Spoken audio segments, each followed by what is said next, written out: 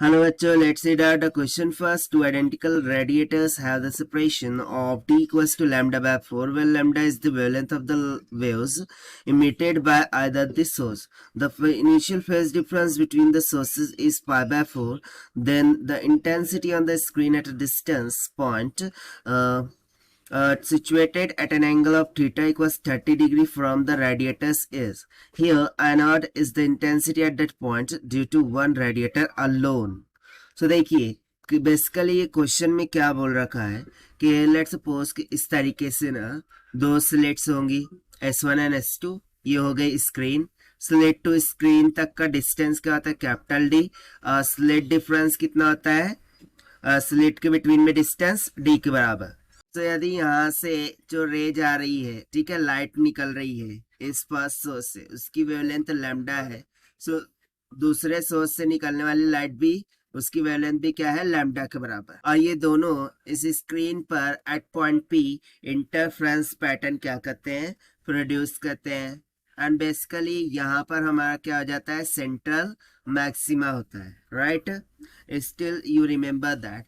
अब यदि मैं यहाँ से एक परपेंडिकुलर ड्रॉ करता हूँ, सो ये जो एंगल बनता है ये थीटा बनता है. राइट, एंड यदि ये जो डिस्टेंस है इसको हम कैलकुलेट करें, सो वो सिंपली क्या हो जाता है, डी साइन ऑफ थीटा के बराबर. सो देखिए यहाँ पर बोलने का मीनिंग क्या है कि दो आइडेंटिकल रेडिएटर्स है, यानी कि वही सोर्स है. राइट, और उनका जो डिस्टेंस है डी वो लैम्डा बाय 4 के बराबर है. दोनों की वेवलेंथ सेम है. और जो इनिशियल फेज डिफरेंस था यानी कि फाई आई, वो किसके बराबर था, पाई बाय 4 के बराबर.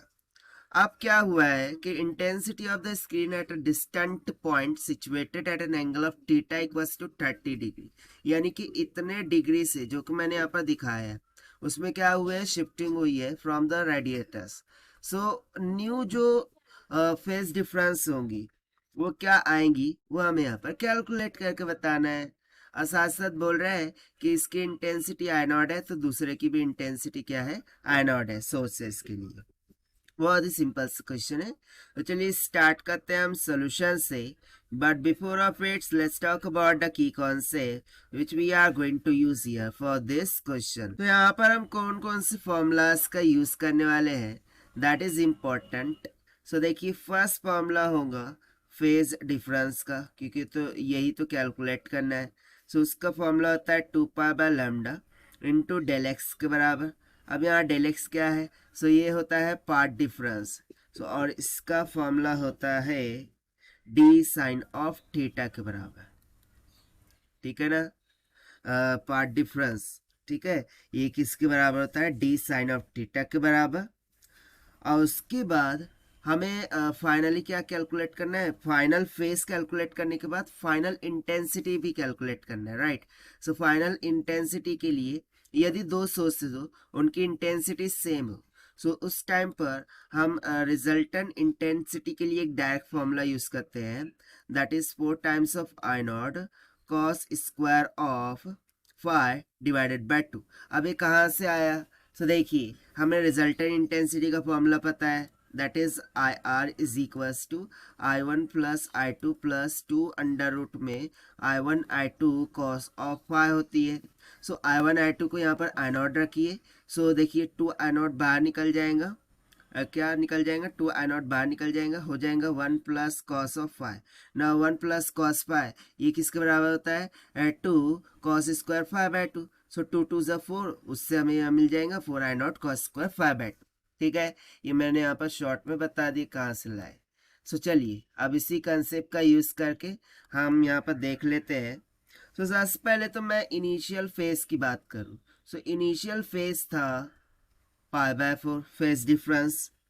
राइट, अब फाइनल फेज डिफरेंस क्या होगा, so final phase difference will be equals to जो भी इनिशियल था वो उसमें हमें ऐड करना होगा न्यू फेज डिफरेंस को. सो देखिए उसके लिए मैं फेज डिफरेंस का फॉर्मूला लगा दूंगा, that is 2 pi by lambda into delta x. So ये हो जाएगा 2 pi by lambda into delta x. But see del x हमने क्या लिखा है, डी साइन थीटा लिखा है, सो यहाँ पर हम रख देंगे डी साइन ऑफ थीटा. ये हमें दे देगा न्यू फेज. सो ये तो हो गया भाई 5/4 plus 2 pi divided by lambda, okay इसको लैम्डा ही रखना है, इसको लैम्डा ही रखते हैं, मल्टीप्लाई बाय डी कितना हो रखा है lambda by 4 into sine of theta कितना गिवन था 30, सो हो जाएगा साइन ऑफ 30, सो लैम्डा से लैम्डा कैंसल, 2 2 ज़ा 4, साइन 30 का मान होता है 1/2, सो 1/4 हो जाएगा, यानी कि इसको कैलकुलेट करेंगे सो कितना आ जाएगा, it will come out to be pi divided by 2, ठीक है ना, यानी कि जो न्यू फेज है, ठीक है, वो कितनी निकल के आ गई π/2, और इस फेज पर हमें कैलकुलेट करना है intensity of the light, so उसके लिए हम फॉर्मूला लगा देंगे कि resultant intensity I is equals to 4I0 है cos square of phi divided by 2, so this is equals to 4 times of I0, यहाँ पर cos square of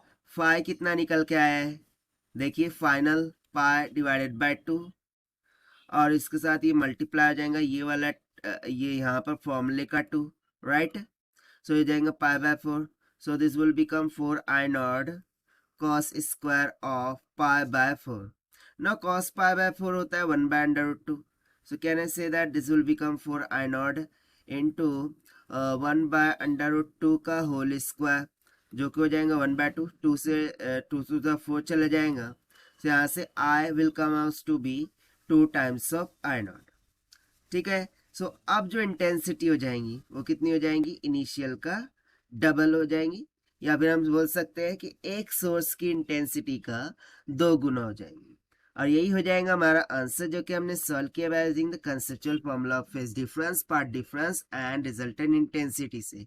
now let us take the option, so option C will become correct, so this is the required solution. I hope you understood well. Best of luck. Thank you.